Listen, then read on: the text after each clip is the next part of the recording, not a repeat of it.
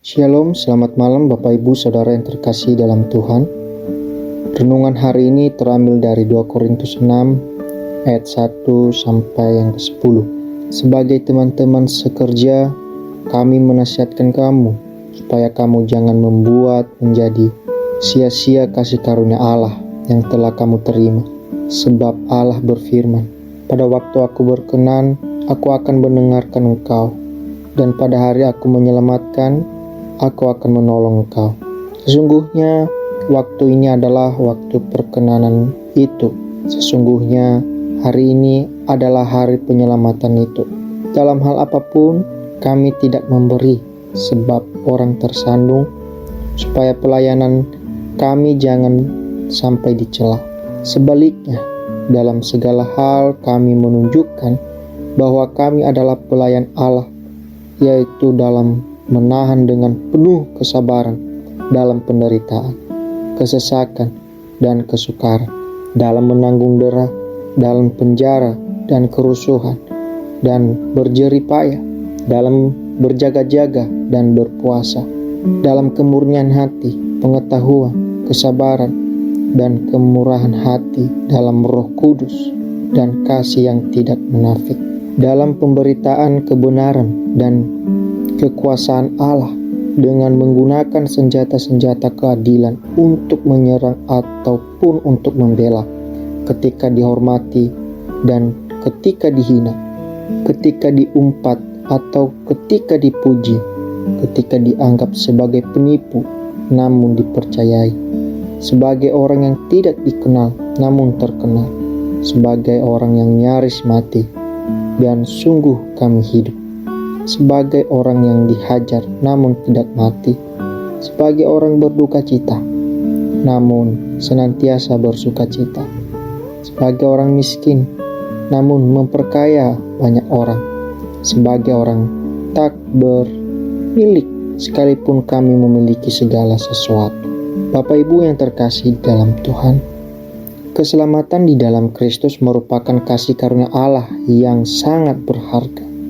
Keselamatan itu merupakan kasih Allah atau pemberian cuma-cuma, karena tidak ada suatu kebaikan dari diri kita yang membuat kita patut menerima keselamatan itu. Bagi Rasul Paulus, keselamatan yang dia terima dari Allah itu membuat dia amat bersyukur, karena ia adalah mantan penganiayaan orang Kristen. Kasih karunia yang telah diterimanya itu membuat dia tetap setia melayani, walaupun ia harus menghadapi berbagai macam tantangan berat dalam hidupnya.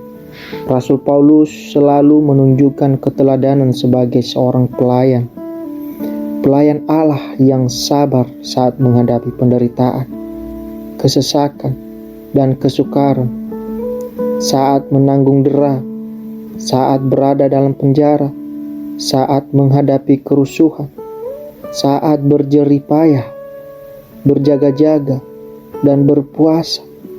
Dia selalu menjaga kemurnian hati, berlaku bijaksana, sabar, dan murah hati, bergantung kepada pertolongan Roh Kudus, mempertahankan kasih yang tulus.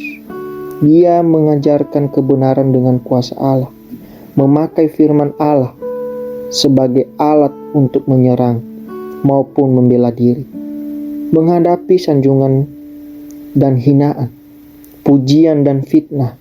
Dia bersikap jujur namun dianggap penipu, tidak terkenal namun terkenal. Dia nyaris mati karena dihajar sampai disangka mati, namun tetap hidup. Dia dibuat sedih namun tetap gembira, nampak miskin tetapi membuat orang lain menjadi kaya, nampak tidak punya apa-apa tetapi sebenarnya memiliki segala sesuatu. Bapak, Ibu, dan Saudara, di sini Rasul Paulus juga selalu berusaha untuk bekerja dalam sebuah tim. Dia memberi keteladanan, kemudian mengajar orang lain untuk melakukan hal yang sama. Dia tidak mau menyanyiakan kasih karunia Allah yang telah dia terima. Malah dia mendorong jemaat yang dilayaninya yang disebutnya sebagai teman-teman sekerja untuk melakukan hal yang sama. Dia menegaskan bahwa kasih karunia Allah itu ditawarkan dalam jangka waktu yang terbatas di ayat yang kedua.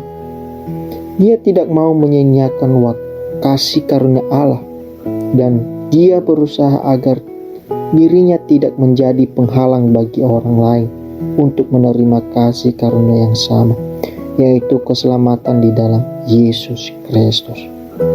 Bapak, Ibu, dan Saudara, bagaimana sikap kita terhadap kasih Allah yang telah ditawarkan juga kepada kita? Kiranya firman Tuhan memberkati. Amin.